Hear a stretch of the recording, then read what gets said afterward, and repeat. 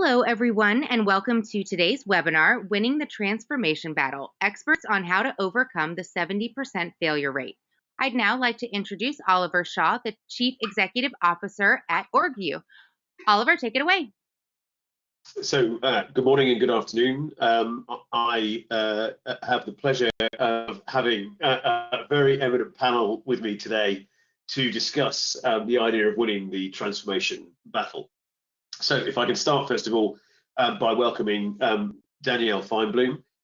Danielle is a principal at Deloitte Consulting and leads the national organization transformation offering within the human capital practice and has experience of delivering many organizational changes driven by M&A, divestitures, workforce transformation and so on over her 17 years with Deloitte. I'm also joined by Jim Weber, the former CEO of Brooks, and Jim joined Brooks as CEO in 2001 and over 23 years transformed that Seattle-based company from near bankruptcy, as I understand it, all the way through to being recognized by Warren Buffett and brought within the Berkshire Hathaway family.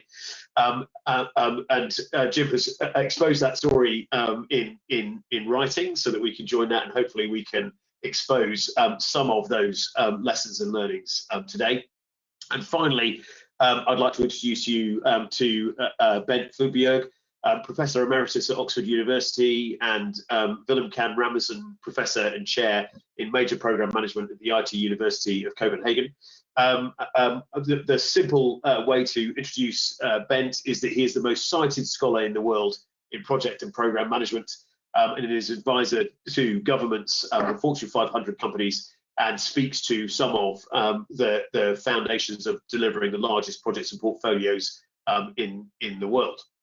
So our subject today is around how do we win the transformation battle, and the key issue that we see quite frequently, whether it's across AI transformation, organizational and workforce transformation, and indeed digital transformation more widely, is a stat that says many of these programs fail, and it quite often fits into the 70 and 80% box in terms of what people talk about in terms of being unable to get to the benefits of that change.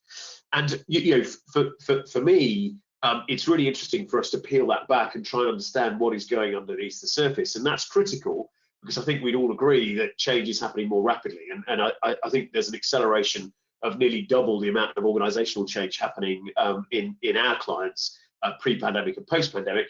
And indeed, one of the messages that comes out of that is that management often say we're still not actually better at delivering this. And I thought perhaps a good place to start to put this into context was with you, Danielle. What are you seeing when you talk to clients about both the change landscape and perhaps how they're changing their approach to it? Yeah, and great to be with you. Thanks for having me, and nice to see you. So for me, I think what's interesting to think about why transformations fail and what people are doing about it is the entire word transformation and this idea of transforming is different than it was 10 years ago, right? You used to think about a project or a program and it had an end date and a go live date, and that was your transformation, and that's what you plan towards. And now transformation is ongoing. Like we as firms, as companies, nonprofits need to transform ourselves into more agile organizations that are able to regularly transform. And that's from a people, process, technology perspective, but there's no end date with transformation. And so our clients are starting to think about it differently in a way that helps us evolve on an ongoing basis. And that has to do with having an org structure, for example, that can easily change as you shift direction. It has to do with how you bring people along the journey from a change perspective. And I'm happy to dive into those more, but I think that's the biggest change we're seeing is this idea that transformation isn't a big bang and you're done. It's sort of an ongoing thing now. That makes good sense. And then from your point of view, when you think about how organizations think about monolithic change and then the move perhaps to more cycles of change, more rapid change, how are you experiencing that when you look at some of the program management aspects of that problem? We have a very data-driven approach. So we we study performance of programs, including change programs, transformation programs. And first of all, I can verify the low success rate. It's actually worse than the 70% or 70-80% that it becomes sort of the same. When we look at like rigorously at both cost, schedule, and benefits, it's much worse than that. You know, one or all of these you will not succeed on. So that's the first thing, that it's a real problem. So our data document that. And then of course we want to understand what are the causes of the problem, and most importantly, how do we solve the problem? And what we see is that